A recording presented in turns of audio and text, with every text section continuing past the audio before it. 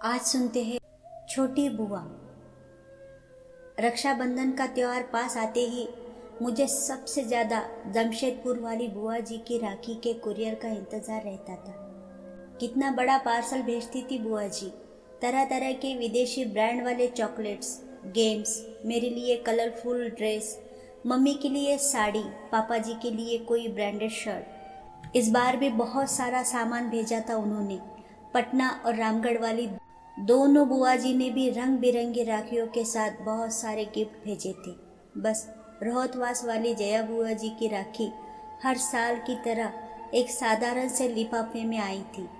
5 राखियाँ कागज के टुकड़े में लपेटे हुए, रोली चावल और 50 का एक नोट। मम्मी ने चारों बुआ जी की पैकेट डाइनिंग टेबल पर रख दिए थे ताकि पापा ऑफिस से लौटकर एक नज़र अपनी बहनों की भेजी राखियाँ और तोहफे देख ले।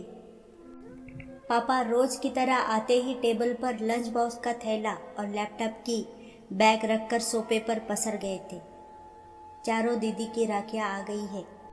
मम्मी ने पापा के लिए किचन में चाय चढ़ाते हुए आवाज़ लगाई थी, जया का लिफाफा दिखा ना जरा। पापा जया बुआ जी की राखी का सबसे ज़्यादा इंतज़ार करते थे और सबसे पहले उन्हीं की भेजी राखी कलाई में बांधते थे। जया बुआ सारे बहनों में से सबसे छोटी थी, पर एक वही थी जिसने विवाह के बाद से शायद कभी सुख नहीं देखा था। दोस्तों, आपको अगर कहानी पसंद आने लगी है प्लीज़ लाइक, शेयर और सब्सक्राइब ज़रूर कर दीजिएगा। आपका एक सब्सक्राइब मेरा मनोबल बढ़ाता है। तो जया जी के विवाह के तुरंत बाद देवर ने सारा व्यापार हड़प कर घर से बेदखल कर दिया था। तब से फूफा जी की मानसिक हालत बहुत अच्छी नहीं थी। मामूली सी नौकरी कर थोड़ा बहुत कमाते थे। बेहद मुश्किल से बुआ घर चलाती थी। एक लौते बेटे शाम को भी मोहल्ले के साधारण स्कूल में डाल रखा था। बस एक उम्मीद सी लेकर बुआ जी किसी तरह से जिए जा रही थी। जया बुआ के भेजे लिफाफे को देखकर पापा कुछ सोचने लगे थे। गायत्री, इस बार रक्षाबंधन के लिए हम सुबह सुबह वाली पैसेंजर ट्रेन से जया के घर रोहतास उसे बगैर बताए जाएंगे। जया दीदी के घर? मम्मी तो पापा की बात पर एकदम से चौंक गई थी। आपको तो पता है ना कि उनके घर में कितनी तंगी है। हम तीनों लोगों का नाश्ता खाना भी जया दीदी के लिए कितना भारी हो जाएगा। वो कैसे सब कुछ मैनेज कर पाएंगे? पर पापा की खामोशी बता रही थी उन्होंने जया बुआ जी के घर जाने का मन बना लिया है। और घर में ये सबको पता था कि पापा के नीचे को बदलना बेहद मुश्किल होता है। रक्षाबंधन के दिन सुबह वाली पैसेंजर से हम सब रोहतास पहुंच गए थे।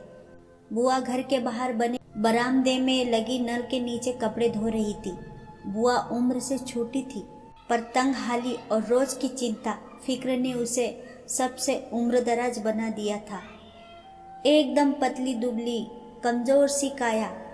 इतनी कम उम्र में चेहरे की त्वचा पर सिलवटें साफ दिख रही थी। बुआ की शादी का फोटो एल्बम मैंने कई बार देखा था। शादी में बुआ की खूबसूरती का कोई जवाब नहीं था।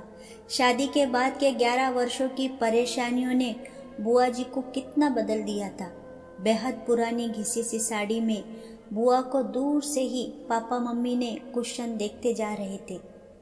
पापा की आंखें डबडबा सी गई थी। हम सब पर नज़र पड़ते ही बुआ जी एकदम से चौंक गई थी। उन्हें समझ नहीं आ रहा था कि वो कैसे और क्या प्रतिक्रिया दे। अपने बिखरे बालों को संभाले या अस्त व्यस्त पड़े घर को दुरुस्त करे। उसके घर तो वर्षों से कोई मेहमान नहीं आया था। वो तो जैसे ज़माने पहले भूल चुकी थी कि मेहमानों को घर के अंदर आने को कैसे कहा जाता है।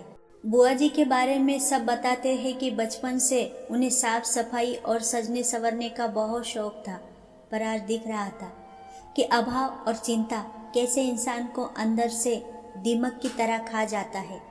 अक्सर बुआ जी को छोटी मोटी ज़रूरतों के लिए कभी किसी के सामने तो कभी किसी के सामने हाथ फैलाना होता था।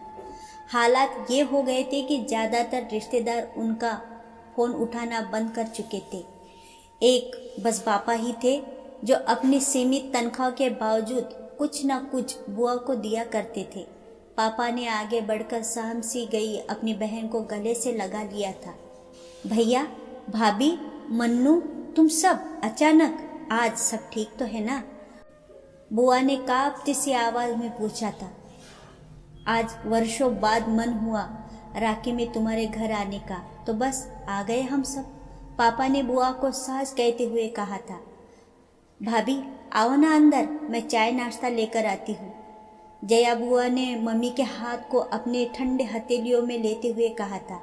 जया, तुम बस बैठो मेरे पास, चाय नाश्ता गायत्री देख लेंगी। हम लोग बुआ जी के घर जाते समय रास्ते में रुककर बहुत सारी मिठाइयाँ और नमकीन ले गए थे। मम्मी किचन में जाकर सबके लिए प्लेट लगाने लगी थी। उधर बुआ कमरे में पुरानी फटी चादर बिछे पलंग पर अपने भैया के पास बैठी थी। बुआ जी का बेटा शाम दौड़कर फूफा जी को बुला लाया था।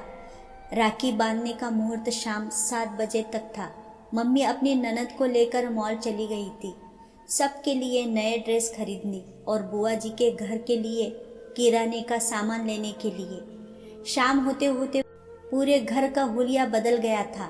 नए पर्दे, बिस्तर पर नई चादर, रंग बिरंगे डोरमेट और सारा परिवार नए ड्रेसेस पहनकर जच रहा था।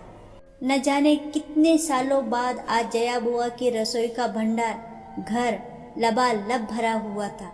धीरे धीरे एक आत्मविश्वास सा लौटता दिख रहा था बुआ के चेहरे पर सच तो ये था कि उसे अभी भी सब कुछ स्वप्न सा लग रहा था।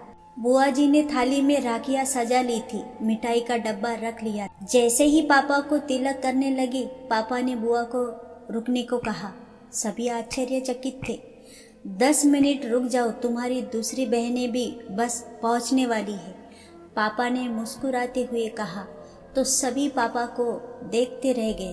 तभी बाहर दरवाजे पर गाड़ियां के हॉर्न की आवाज़ सुनकर बुआ, मम्मी और फूफा जी दौड़कर बाहर आ गए तो तीनों बुआओं का पूरा परिवार सामने था। जया बुआ का घर मेहमानों से खचाखच भर गया था। जमशेदपुर वाली नीलम बुआ बताने लगी कि कुछ समय पहले उन्होंने पापा को कहा था कि क्यों न सब मिलकर चारों धाम की यात्रा पर निकलते हैं। बस पापा ने उसी दिन तीनों बहनों को फोन किया कि अब चारों धाम की यात्रा का समय आ गया है।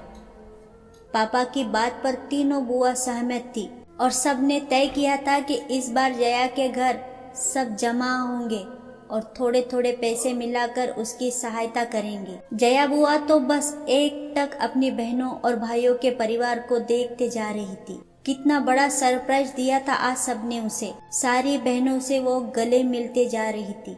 सबने पापा को राखी बांधी। ऐसा रक्षाबंधन शायद पहली बार था सबके लिए। रात एक बड़े रेस्टोरेंट में हम सभी ने डिनर किया, फिर गप्पे करते जाने कब काफी रात हो चुकी थी। अभी भी जया बुआ ज्यादा बोल नहीं रही थी। वो तो बस बीच बीच में छलक आते आंसू पोंछने लगी थी। बीच आंगन में ही सब चादर बिछाकर लेट गए थे। जया बुआ पापा से किसी छोटी बच्ची की तरह चिपकी हुई थी, मानो इस प्यार और दुलार का उसे वर्षों से इंतजार था।